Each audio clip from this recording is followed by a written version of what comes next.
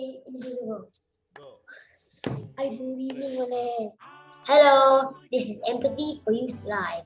I'm one Armand from Kuala Lumpur. Today, I'll be interviewing Romi Castagnino, a wildlife biologist who is now in Brisbane, Australia. Hi, Romi.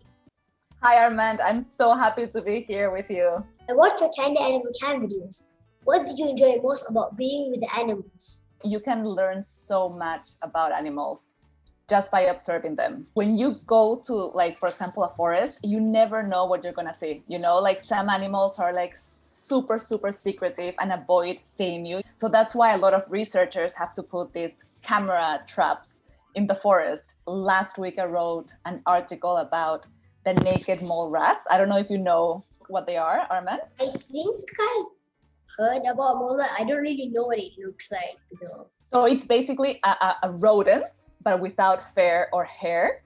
And they live in Africa in underground tunnels. They're not like the most beautiful animals in the world, but they have fantastic biology. Now scientists are actually researching them because they don't really feel pain. They don't have diseases like most other rodents or animals. So now they're researching them to find how to treat cancer. And that's just one example of like what animals can teach us. How did you set how do you set up the camera traps? Amazing. So you can set them up either on the forest floor, but then if you want to spy on what animals do in the top of the trees, you need to actually climb the trees and look for a branch and then strap the cameras there and then leave them. How did you become so brave to explore the wild? I was exposed to nature since I was really young. Like my passion and curiosity to see them pushed me forward to go outside and look for them. There are many things that can scare us going into the outdoors. You're afraid of being lost with a wild animal, but I would say the key thing to do is to always be prepared. Well, if you're scared of being lost, just make sure you go with somebody. Or if you're scared of a snake or a snake biting you, then be prepared, go with a first aid kit, and you'll feel much more relaxed and much more empowered to go and explore. Do you like exploring, Armand? I guess. Well, not really, because I like my hands getting dirty. You can start like just going to your backyard. You don't have to get dirty at all.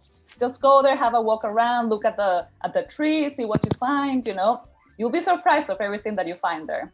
Well, in my backyard, sometimes there's birds landing on the grass, and then there's squirrels on the fences. My cat sometimes bring in cockroaches. Okay, I'm afraid of cockroaches. I'm scared of heights. It's completely normal to have fears because if you are not fearful of anything, then you cannot be brave. Bravery and fear exist at the same time. I'm really afraid of climbing things, basically heights. I was volunteering in the rainforest, in the Amazon rainforest in my country, and there was an opportunity to climb this 30-meter tree to get to a platform.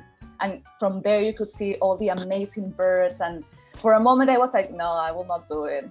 So I just took deep breaths, thought, and I said, I cannot miss this opportunity, you know, like when am I gonna be able to climb this Amazonian tree? I put on my headphones, put music, and then I started climbing. When I got up there, I was so proud of myself in that moment. It was like the most amazing feeling, conquering your fears.